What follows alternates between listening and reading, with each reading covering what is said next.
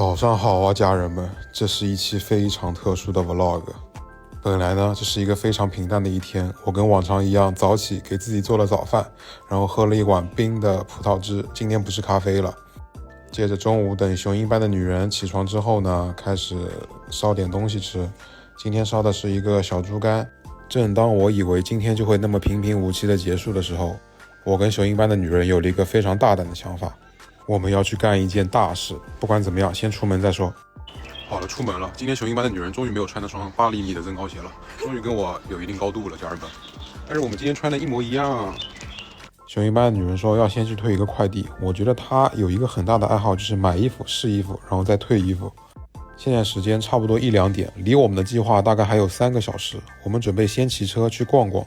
我们来到了家附近的一条老街，怎么人还是那么多呀？雄鹰班的女人是这样的，她一定要吃一口的。他妈就4家店能用啊！那我们还点吗？那算了，走吧。好的。晕了，抖音买的券好像那家店不能用啊，我们必须吃个冰淇淋补偿自己一下呀。蜜雪冰城这个芝麻桶的冰淇淋感觉比摩天脆脆好吃一点，因为它有芝麻味。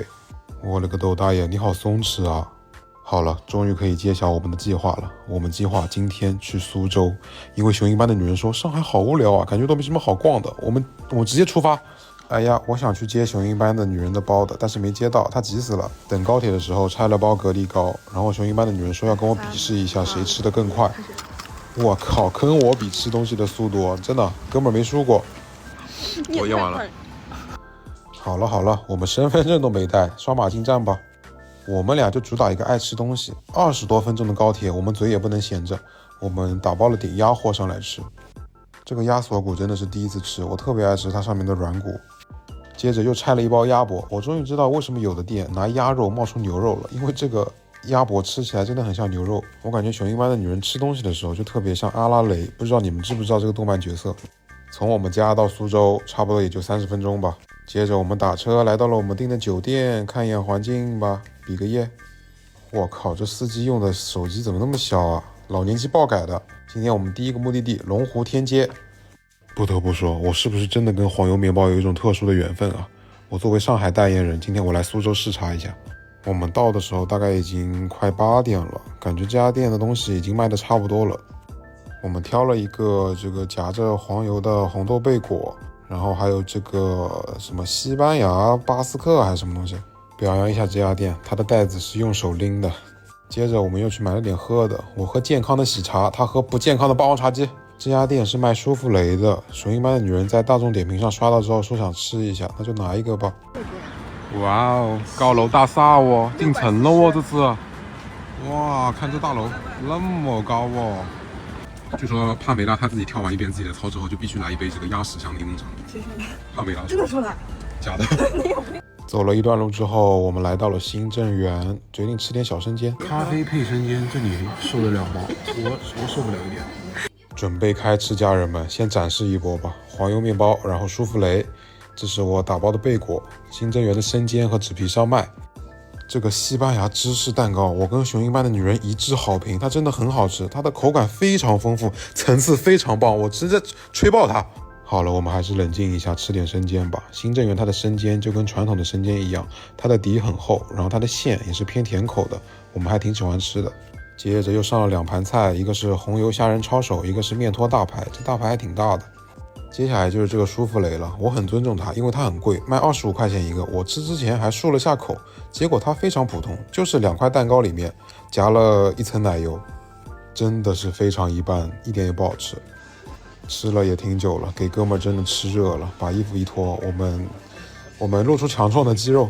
我跟雄鹰班的女人在苏州一共吃过2次大排，第一次是那个江记大排，这个新政园的大排跟那个味道只能说是差不多。这个虾仁小馄饨我也是能给出好评的，因为它的虾仁味真的很重。来了，我终于想起来我还有一个我最爱的红豆黄油贝果了，我直接大吃一口，这个就不评价了，家人们，真的很好吃，都给我去买啊。再尝一下新政园这个咸蛋黄芝士纸皮烧麦，名字好绕口啊，它是真的能拉丝。今天这一顿晚饭呢，我们吃了很多东西，甜的也有，咸的也有，但是总归来说还是好吃的。唯一踩雷的，我觉得就是那个舒芙蕾了。雄鹰班的女人抓背真的好舒服。看一眼我们的战况吧，我们真的是一点都不浪费的。吃饱喝足，我们去对面的淮海街看看吧。本舅，我在上海排6个小时半，你在这毛都没有。我爱吃冰激凌，雄鹰班的女人也很爱吃冰激凌，所以我们俩才能在一起呀。买一个冰激凌尝尝吧。我旷世奇观，雄鹰班的女人很少吃一样东西超过3口，她今天怎么吃那么多口啊？我等得急死了，什么时候轮到我啊？快给我吃一口。终于吃上了，杏仁味不是那么浓吧？爱吃，好吃。逛到一半，感觉天空有点冒小雨啊！我现在再拿脸感受一下。给你们看一眼雄鹰班的女人，她把我的冰激凌抢走了，我没吃几口就又给我抢走了，她真的爱吃啊！整整50块钱，可以吃多少个那个生天？可以吃20个生天。我操！精不精神？太精神了。OK， 时间也不早了，这一期就到这为止吧，我们回酒店了。现在是酒店前台在给我们修电视。